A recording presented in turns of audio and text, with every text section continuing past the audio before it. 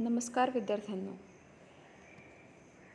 12वी राज्यशास्त्र पाठ क्रमांक पहिला 1991 नंतरचे जग हा पाठ आपण अभ्यासत होतो आणि हे सगळं अभ्यासत असताना काही मुद्दे आपण अभ्यासलेत, काही संकल्पना आपण जाणून घेतल्यात. यापूर्वीच्या आपल्या पाठामध्ये यापूर्वीच्या आपल्या एका लेक्चरमध्ये आपण काही मुद्दे अभ्यासले. सुरुवातीला त्याबद्दल जाणून घेऊ आणि नंतर नवीन मुद्द्यांना सुरुवात करूयात. तर विद्यार्थ्यांनो, आपण यापूर्वीच्या आपल्या तासाला उदारमतवादी लोकशाही म्हणजे काय किंवा अमेरिकेने कशा प्रकारे अमेरिका एक जागतिक महासत्ता म्हणून उदयाला आली आणि एकध्रुवीयतेचा उदय झाला, त्याचप्रकारे कशाप्रकारे सोव्हिएट रशिया देशाचे विघटन होऊन तो देश जागतिक महासत्ता किंवा द्विध्रुवीयतेच्या भूमिकेतून बाहेर पडला, हे आपण बघितलं. तर आजच्या आपल्या या तासामध्ये आपण जे काही मुद्दे अभ्यासणार आहोत त्यातील काही महत्त्वाच्या संकल्पना आधी आपण जाणून घेऊयात. तर बघा, या ठिकाणी मानवतावादी हस्तक्षेप असा मुद्दा तुम्हाला स्क्रीनवरती दिसतो आहे.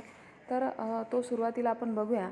बघा, मानवतावादी हस्तक्षेप ज्याला आपण एक प्रकारे मानवतेच्या दृष्टिकोनातून एखाद्या राष्ट्राने दुसऱ्या राष्ट्रासाठी केलेली जी काही कामगिरी असेल, जे काही कार्य असेल, जी काही मदत असेल, तिला आपण मानवतावादी हस्तक्षेप असं संबोधूया. आपल्याला समजून घेण्यासाठी आपण केलेली अगदी सोपी अशी त्याची व्याख्या. तर बघा, मानवाधिकारविषयीची वाढती जागरूकता आणि आंतरराष्ट्रीय कायद्याचे पाठबळ यांच्या आधारे युद्धग्रस्त क्षेत्रामध्ये युद्ध थांबवणे, भविष्यकालीन युद्धाला प्रतिबंध करणे, तसंच शांतता प्रस्थापित करणे असेल किंवा युद्धग्रस्त क्षेत्रातील लोकांच्या हक्कांच्या जोपासनेसाठी काम करणे असेल, याबाबत 1990च्या दशकामध्ये संयुक्त राष्ट्रांनी केलेल्या उपाययोजनांना मानवतावादी हस्तक्षेप असे म्हटले जाते. आता या ठिकाणी आपल्याला सविस्तर माहिती दिलेली आहे की नक्की मानवतावादी हस्तक्षेप म्हणजे काय आणि याला सुरुवात कशा प्रकारे झाली, कोणी हा हस्तक्षेप करायला सुरुवात केली. तर संयुक्त राष्ट्र संघटना याबद्दल तुम्हाला माहिती असेलच. तर ही जी काही संयुक्त राष्ट्र संघटना आहे, तिचे जे सदस्य राष्ट्र आहेत, या राष्ट्रांनी मिळून इतर देशातल्या इतर जगातल्या राष्ट्रांसाठी मदत करण्यासाठी प्रयत्न सुरू केले. त्या लोकांच्या त्या राष्ट्रामध्ये जी काही परिस्थिती असेल ती हाताळायला सुरुवात केली.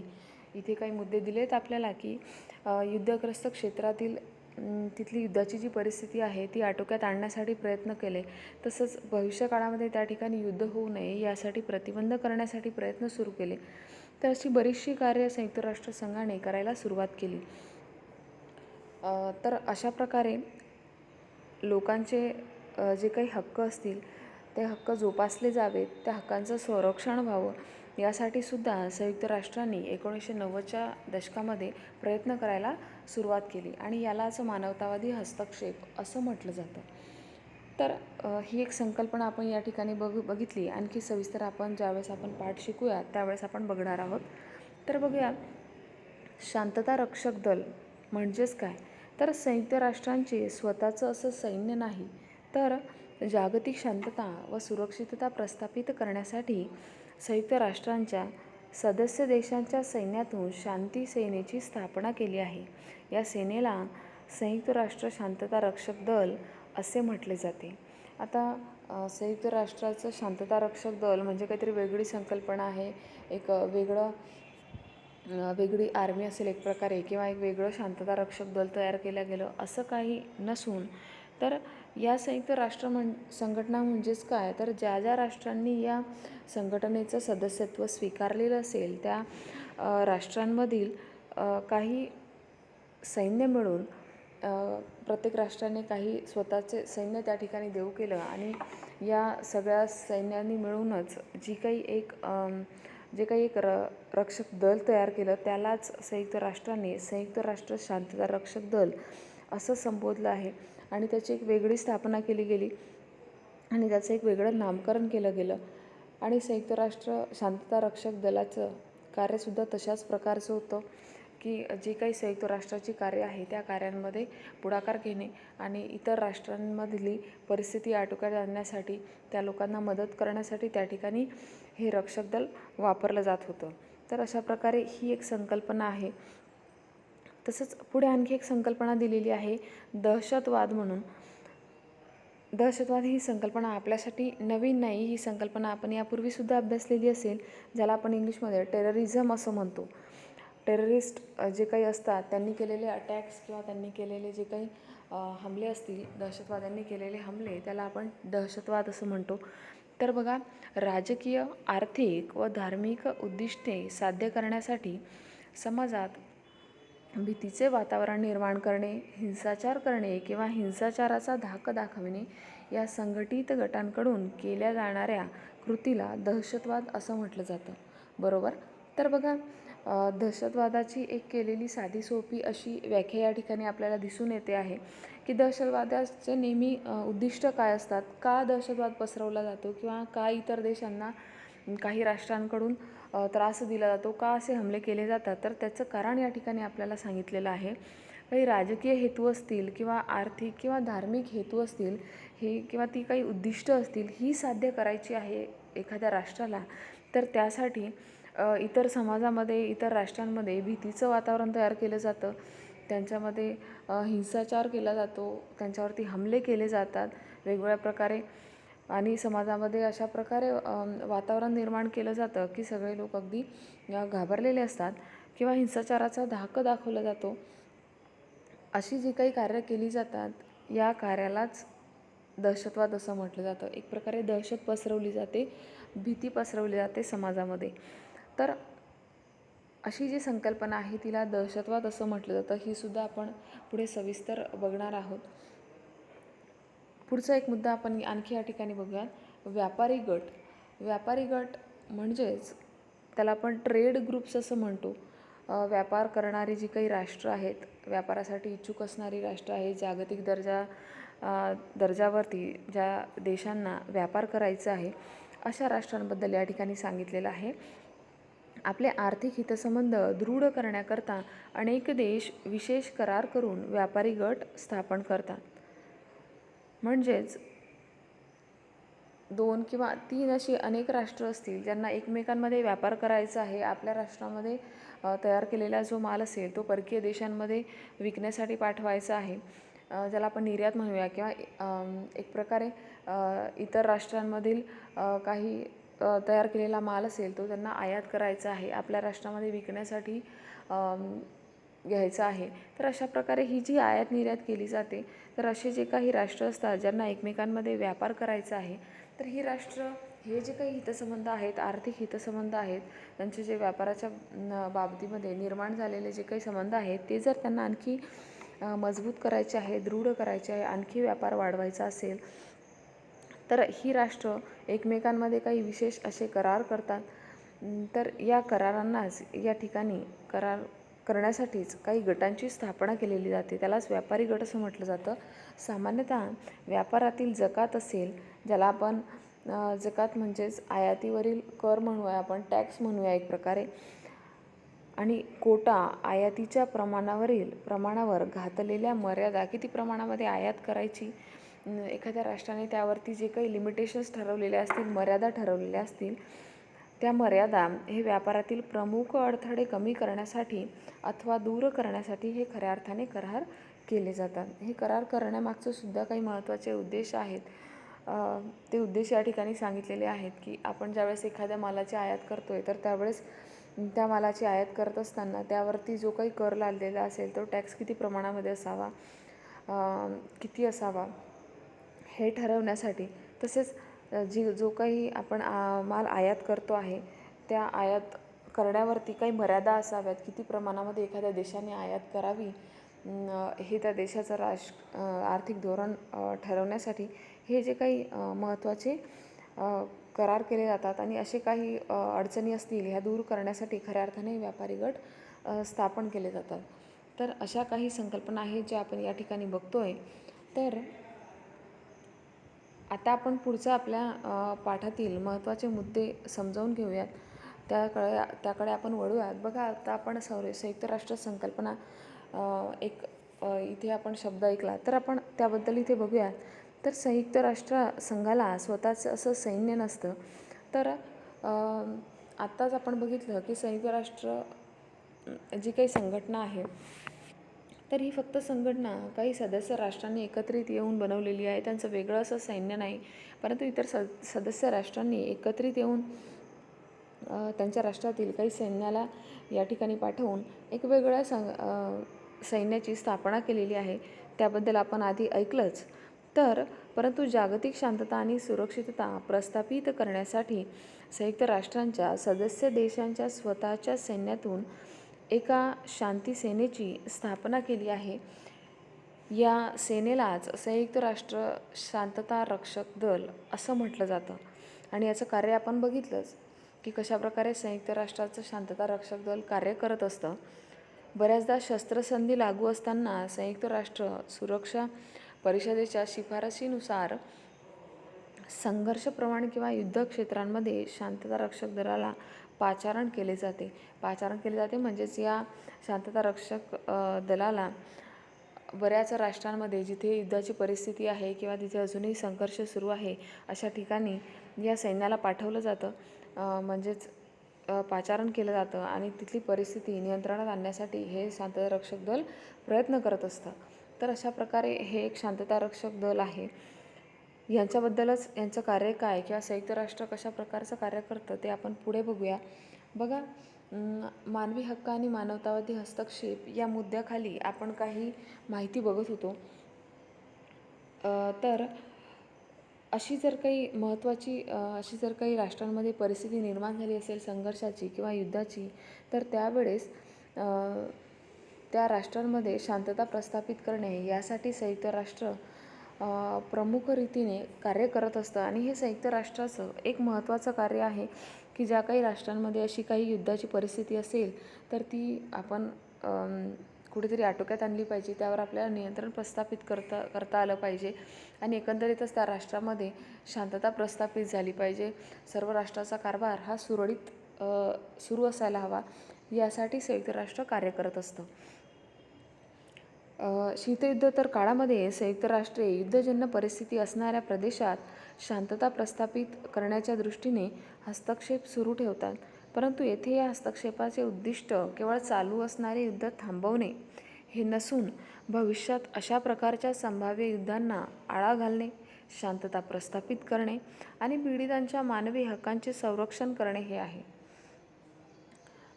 त्या ठिकाणी एखाद्या राष्ट्रामध्ये युद्धजन्य परिस्थिती आहे, अजूनही युद्धाचं वातावरण आहे, तिथला जो समाज आहे तिथे अजूनही संघर्ष सुरू आहे.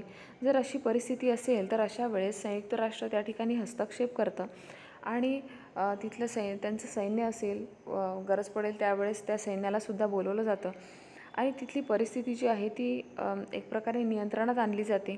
आणि एवढंच नसून भविष्यात या राष्ट्रामध्ये जी काही आत्तापर्यंत परिस्थिती होती ती परिस्थिती परत उद्भवणार नाही, अशा प्रकारचे संघर्ष होणार नाही, यासाठी काही उपाययोजना संयुक्त राष्ट्र करत असतं. तसंच त्या ठिकाणी सगळा जो काही व्यवहार असेल तो नियंत्रणात असावा. तिथले जे काही व्यवहार असतील, आर्थिक व्यवहार असतील, देवाणघेवाण असतील, या सगळ्या सुरळीत व्हाव्यात. तसंच तिथले जे काही पीडित असतील त्यांच्या मानवी हक्कांचंसुद्धा संरक्षण व्हायला हवं. ज्या लोकांना या सगळ्या युद्ध स्थितीमध्ये किंवा संघर्षामध्ये जो काही त्यांना त्रास झाला असेल, जे काही पीडित लोक असतील, जे या सगळ्यांना बळी पडले असतील या संघर्षाला, ज्यांची काही मृतहानी झालेली असेल, काही लोक मृत झाले असतील, काही लोकांना इजा झाली असेल, तर या सर्वांसाठी सुद्धा एक प्रकारे संयुक्त राष्ट्र कार्य करत असतं. आणि याच कारणांसाठी संयुक्त राष्ट्राने कंबोडिया असेल, सोमालिया आणि युगोस्लाव्हिया या देशांमध्ये सुद्धा हस्तक्षेप केलेला होता. हेच कारण होतं की तिथली परिस्थिती नियंत्रणात आणणे, तिथल्या लोकांची मदत करणे, त्या लोकांची जी काही परिस्थिती असेल ती सुधारण्यासाठी प्रयत्न करणे आणि एकंदरीत सगळं काही सुरळीत तिथला व्यवहार सुरू करण्यासाठी संयुक्त राष्ट्राने त्या ठिकाणी हस्तक्षेप केलेला होता. हे एक चांगलं उदाहरण आपल्यासमोर आहे की संयुक्त राष्ट्रसंघाने कशाप्रकारे मानवतावादी हस्तक्षेप केलेला होता. पुढे आणखी दिलं आहे बघा आपल्याला, मानवी हक्कांबद्दलची वाढती जागरूकता असेल आणि आंतरराष्ट्रीय कायद्यामध्ये त्यांना मिळालेल्या पाठबळामुळे मानवतावादी हस्तक्षेप या हक्क संरक्षणाच्या नवीन संकल्पनेचा उदय झाला. आणि अशा प्रकारेच मानवतावादी हस्तक्षेप ही एक नवीन संकल्पना उदयाला आली. आणि कोणत्या काळामध्ये खऱ्या अर्थाने असे कार्य बरेच केले गेले, तर तो काळ जो होता तो होता 1990चे दशक. तर 1990चं जे काही 10 वर्ष म्हणूया आपण दशक, म्हणजे या कालावधीला खऱ्या अर्थाने मानवतावादी हस्तक्षेपाचा सुवर्णकाळ असं म्हटलं जातं. कारण याच काळामध्ये अनेक अशा राष्ट्रांनी पुढे येऊन बऱ्याच राष्ट्रांमधील वातावरण, तिथली परिस्थिती असेल ती सुधारण्यासाठी मदत केली. एक प्रकारे लोकांचे हक्क त्यांना मिळवून देण्यासाठी प्रयत्न केले. आणि म्हणूनच या काळाला त्या मानवतावादी हस्तक्षेपाचा सुवर्णकाळ असं म्हटलं जातं. आता या काळामध्ये कशा प्रकारे कार्य केल्या गेली त्याबद्दल आणखी काही माहिती इथे आपल्याला एका चौकटीमध्ये दिलेली दिसते. United Nations Human Right Office of the High Commissioner. बघा, या ठिकाणी काही महत्त्वाची माहिती सांगितलेली आहे. शीतयुद्धोत्तर काळातील मानवी हक्क. शीतयुद्धानंतर जी काही परिस्थिती होती त्या काळामध्ये कशाबद्दलच्या मानवी हक्कांसाठी कार्य केलं गेलं ते या ठिकाणी दिलेलं आहे. आणि कुठल्या कुठल्या संघटनांनी यासाठी महत्त्वाची भूमिका बजावली तीसुद्धा आपल्याला माहिती असणं तेवढंच गरजेचं आहे. 1990पासून अनेक देशांनी मानवी हक्कांसंदर्भातील 6 मुख्य कन्व्हेन्शन्स आणि करारांना मंजुरी दिली. काही महत्त्वाचे असे 6 करार केले गेले. 170हून अधिक देशांनी व्हिएन्ना येथे पार पडलेल्या 1993च्या जागतिक मानवी हक्क परिषदेमध्ये सहभाग नोंदवला.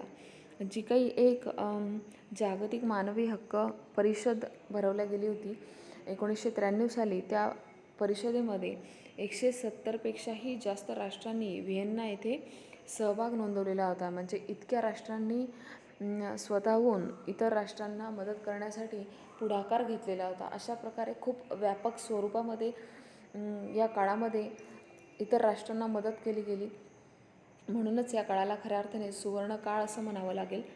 या परिषदेमध्ये त्यांनी मानवी हक्क संरक्षणाबाबत आपल्या जबाबदारीची पुन्हा एकदा पुष्टी केली की कशाप्रकारे प्रत्येक राष्ट्राने या ठिकाणी पुढाकार घ्यायला हवा आणि मानवी हक्कांचं संरक्षण होणं खऱ्या अर्थाने किती गरजेचं आहे हे या ठिकाणी पुन्हा एकदा प्रतिपादित केलं गेलं. यानंतर संयुक्त राष्ट्रांचे मानवाधिकार उच्चायुक्तांचे कार्यालय अस्तित्वात आले. त्यासाठीच एक महत्त्वाचं कार्यालय निर्माण केलं गेलं. त्यांचे मुख्य कार्य संयुक्त राष्ट्रांच्या मानवी हक्कांशी निगडित कार्यक्रमांमध्ये समन्वय साधणे व मानवी हक्कांप्रती सार्वत्रिक आदर प्रस्थापित करणे होय. आणि मानवी हक्क हे खऱ्या अर्थाने किती गरजेचे आहेत, किती महत्त्वाचे आहेत, त्याबद्दल सर्व समाजामध्ये आदर असायला हवा, ही एक भावना त्या ठिकाणी समाजामध्ये पसरवण्यात आली. 90च्या दशकामध्ये मानवी हक्कांसंबंधीचे विचार प्रसारित करण्यात कशाप्रकारे हे हक्क महत्त्वाचे आहेत, का महत्त्वाचे आहेत, मानवाला कशाप्रकारे त्याचे हक्क अधिकार मिळायला हवेत, याबद्दलचा जो काही विचार आहे हा सर्व समाज मनामध्ये पसरवण्यासाठी खऱ्या अर्थाने काही संस्थांनी महत्त्वाची भूमिका बजावलेली होती. की या विचारांचा प्रसार होणेही तेवढंच गरजेचं होतं. हक्क महत्त्वाचे आहेत असं म्हणून केवळ चालणार नाही, तर या विचारांचा प्रसार व्हायला हवा. प्रत्येक समाजामध्ये प्रत्येक व्यक्तींपर्यंत ही गोष्ट पोहोचायला हवी की कशाप्रकारे मानवाचे हक्क महत्त्वाचे आहेत. मानवावर गुलामगिरी लादून चालणार नाही, तर त्याला त्याचे हक्क आणि अधिकार मिळायलाच हवेच, तरच त्या राष्ट्राची खऱ्या अर्थाने प्रगती होऊ शकेल. हा विचार समाजामध्ये पसरवणं गरजेचं होतं. प्रत्येक राष्ट्रामध्ये हा विचार रुजवणं गरजेचं होतं. यासाठी बिगर सरकारी संस्थांनी काही महत्त्वाची भूमिका बजावली. त्या संस्था आपल्याला या ठिकाणी पुढे दिलेल्या आहेत. International committee of the red cross या संस्थेबद्दल तुम्ही नक्कीच ऐकलं असेल. जी बिगर सरकारी संस्था आहे, जी स्वबळावर कार्य करते, ती जी रेड क्रॉस सोसायटी आहे तिनेसुद्धा यासाठी इंटरनॅशनल लेवलवरती बऱ्याचपैकी कार्य केलं. Medicine science frontier and Oxfam या संस्था थेट युद्धक्षेत्रामध्ये कार्यरत आहेत. आणि अशा ह्या ज्या काही संस्था आहेत या अजूनही युद्धक्षेत्रामध्ये कार्य करत आहेत. या संस्था मानवी हक्कांबाबत मोहीम राबवून मानवी हक्क करार, मानवतावादी कायद्याचे पालन यांचा प्रसार करतात. खऱ्या अर्थाने मानवी हक्कांचे कशाप्रकारे पालन केलं गेलं पाहिजे, मानवतावादी कायदे कुठले आहेत त्यांचा कशाप्रकारे पालन केलं गेलं पाहिजे यांचा प्रसार खऱ्या अर्थाने या संस्था समाजामध्ये करत आहेत. तर अशा प्रकारे आपण काही महत्त्वाचे मुद्दे या ठिकाणी बघितलेत. आणखी काही महत्त्वाचे मुद्दे आपण बघतो आहे. तर बघा, या ठिकाणी आपल्याला 2 वेगवेगळी राष्ट्र आहेत, त्यांच्यातील जी काही परिस्थिती आहे त्याबद्दलचं चित्रण या ठिकाणी आपल्याला दिलेलं आहे. एक प्रकारे बघा, काही छायाचित्र या ठिकाणी दिलेली आहेत. कंबोडिया येथे भारतीय पोलीस अधिकारी कशाप्रकारे मदतकार्य करतायत हे या ठिकाणी आपल्याला चित्राद्वारे आपण बघू शकतो. तसेच सोमालिया येथे भारतीय लष्करी डॉक्टर कशाप्रकारे मदतकार्य करतायत हे सुद्धा आपल्याला या ठिकाणी दिसून येतं आहे. म्हणजे भारताने या आंतरराष्ट्रीय दर्जावरती कशाप्रकारे मानवतावादी कार्य केलं, भारताची या सगळ्यामध्ये काय भूमिका होती. आपण बघतोय की प्रत्येक जी काही सदस्य राष्ट्र असतील, संयुक्त राष्ट्रांची सदस्य राष्ट्रे, त्यांनी स्वतःहून इतर राष्ट्रांच्या मदतीसाठी पुढाकार घेतला. तर यामध्ये भारत नेमका कुठल्या ठिकाणी होता, भारताने कशाप्रकारे आपली भूमिका बजावली, कशाप्रकारे इतर राष्ट्रांसाठी मदत कार्य केलं, हे या 2 उदाहरणांद्वारे आपल्याला स्पष्ट करता येईल. आणि या माहितीच्या आधारे तुम्हाला ही माहिती जर तुम्ही व्यवस्थित लक्षात ठेवली तर तुम्हाला जे काही मोठे प्रश्न आहे ते सोडवण्यासाठी या माहितीचा खूप उपयोग होणार आहे. म्हणून ही माहिती तुम्हाला लक्षात ठेवायची आहे. तर बघा, संयुक्त राष्ट्रांचे कंबोडियातील संक्रमण प्राधिकरण फेब्रुवारी 1992 ते सप्टेंबर 1993 92 ते 93 या कालावधीमध्ये फेब्रुवारीपासून तर सप्टेंबर 1993पर्यंत म्हणजे बऱ्यापैकी या कालावधीमध्ये भारताने कंबोडिया या राष्ट्रामधील शांतता राखण्यासाठी तसेच तिथल्या मानवी हक्कांप्रती आदर निर्माण करण्यासाठी भारतातर्फे सैन्य आणि पोलीस दल पाठवलं आणि सैन्यामार्फत तिथे शांतता राखण्यासाठी मदत केली गेली. तसेच पोलीस दल जे होतं, इतर ठिकाणी कायदा आणि सुव्यवस्था राखणे असेल, जिथे कुठे कायद्याचं उल्लंघन केलं जात असेल त्या ठिकाणी भारतीय जे काही पोलीस पाठवण्यात आलेले होते, या पोलिसांनी त्यांची महत्त्वाची भूमिका त्या ठिकाणी पार पाडली. कशाप्रकारे कायद्यांचं उल्लंघन केलं जातं आणि त्या ठिकाणी कशाप्रकारे लोकांना थांबवायचं यासाठी तिथे पोलिसांनी सुद्धा प्रयत्न केले. कायदा आणि सुव्यवस्था राखणे असेल, तसेच मुक्त आणि न्याय्य निवडणुकांचे आयोजन. बघा, आता ज्यावेळेस निवडणुकांचं आयोजन केलं जातं मोठ्या प्रमाणामध्ये तिथे पोलीस दलाची सुद्धा गरज भासते. कारण फार मोठी जनता असेल, पब्लिक असेल, ही जी काही लोकं आहेत ती एकत्र येत असतात आणि या ठिकाणी पोलिसांच्या संरक्षणाची फार महत्त्वाची गरज असते. कारण एक प्रकारे तिथे कुठलेही वाद होण्याची शक्यता असते, तसेच संघर्ष होऊ शकतात 2 गटांमध्ये. यासाठी पोलीस दल फार महत्त्वाचं होतं ज्यावेळेस निवडणुकांचं आयोजन केलं जातं. तसेच नागरी प्रशासन असेल, एखाद्या नगरामध्ये, एखाद्या शहरामध्ये काही जे काही कार्य असतात ती कशाप्रकारे केली जातात यासाठी तिथेसुद्धा पोलिसांची गरज असते, पोलीस दलाची गरज असते. तर अशी बरीचशी कार्य असतील त्या कंबोडिया या राष्ट्रामधील असतील, तर त्यावेळेस भारतातील पोलिसांनी असेल, पोलीस दल असेल, तसेच भारतातलं सैन्य असेल, यांनी त्यांची खूप महत्त्वाची भूमिका त्या ठिकाणी पार पाडलेली होती. संक्रमण काळामध्ये कंबोडियन निर्वासितांचे प्रत्यावर्तन व पुनर्वसन करण्यात देखील भारताने महत्त्वाची भूमिका पार पाडली. त्या देशामध्ये नागरिकांना जे काही नागरिक पीडित असतील, त्यांना जो काही त्रास सहन करावा लागला असेल, त्या नागरिकांचं परत पुनर्वसन करणे, नवीन एखाद्या ठिकाणी त्यांची राहण्याची व्यवस्था करणे, हे सगळं करण्यासाठी भारताने खूप महत्त्वाची भूमिका पार पाडली. तसंच आणखी भारताने केलेलं एक कार्य या ठिकाणी आपल्याला दिलेलं दिसून येतं. संयुक्त राष्ट्रांची सोमालियातील मोहीम. तर ही जी काही मोहीम आहे ही पाडली गेली मार्च 1993 ते डिसेंबर 1994. तर या एका वर्षाच्या कालावधीमध्ये सोमालियामध्ये सुद्धा भारताने फार महत्त्वाची भूमिका पार पाडली. संयुक्त राष्ट्रांच्या अभियानामध्ये, आता इथे संयुक्त राष्ट्रांचं अभियान असेल, त्यांनी सुरू केलेलं असेल, त्यामध्ये ऑब्व्हियसली भारताचा सुद्धा सहभाग होता. सक्रिय सहभाग भारताने नोंदवला.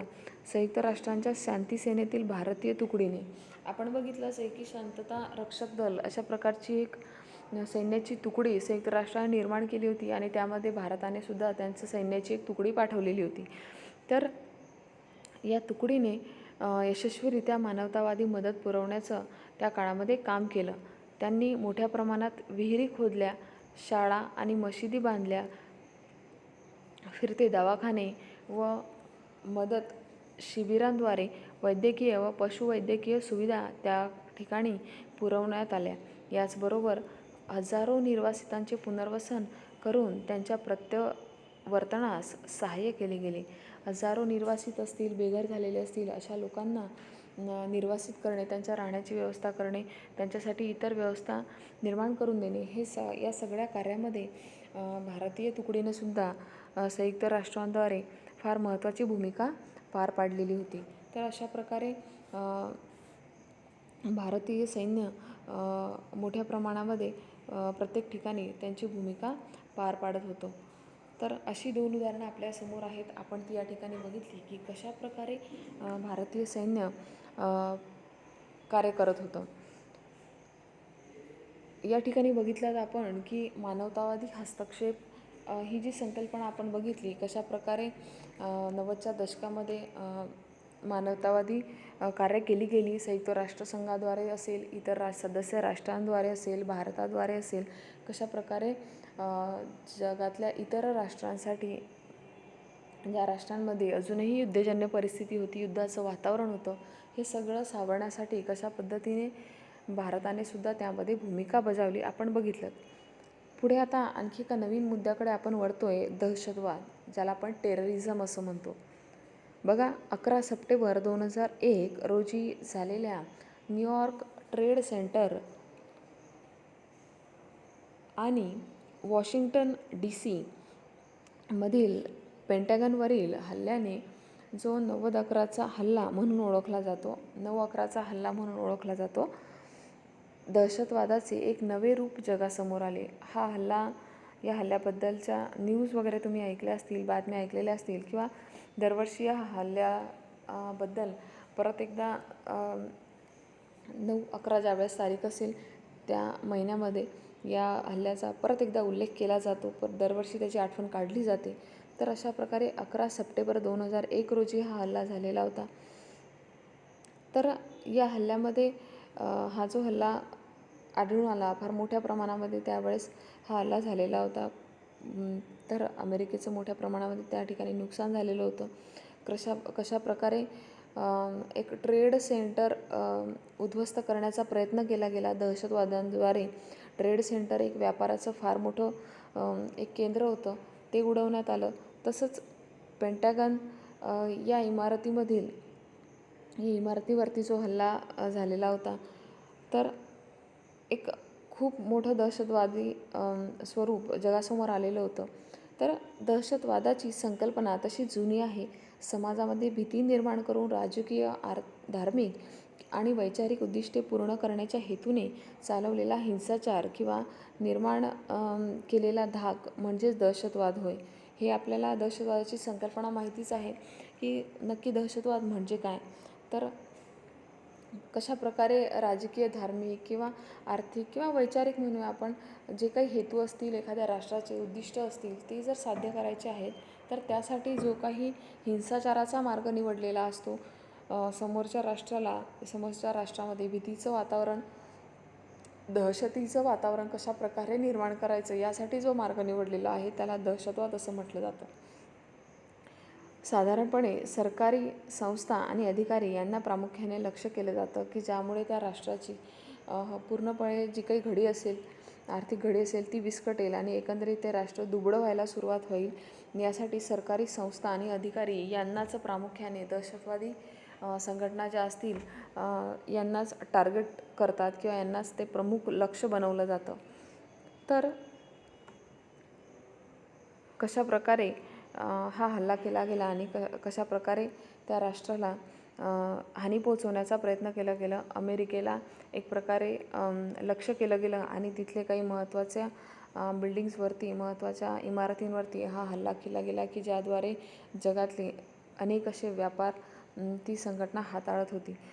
अनेक असे व्यापार ते राष्ट्र हाताळत होतो. अशा ट्रेड सेंटरवरती व्यापारी संघटनेचं जे काही मुख्य केंद्र होतं त्यावरतीचा हल्ला करण्यात आलेला होता. तर अशा प्रकारे हा हल्ला करण्यात आला. पुढे आणखी दहशतवादाबद्दल किंवा आणखी हल्ल्यांबद्दल कशाप्रकारे त्याचं स्वरूप असतं, कशाप्रकारे दहशतवादी त्यांचे हत्यारं वापरत असतात याबद्दल आपण जाणून घेऊया. तर आजच्या आपल्या या तासामध्ये आपण इथेच थांबतो आहे. आपल्या पुढील तासामध्ये आणखी आपण पुढील मुद्दे जाणून घेऊयात. तोपर्यंत आपण इथेच थांबतो आहे. धन्यवाद.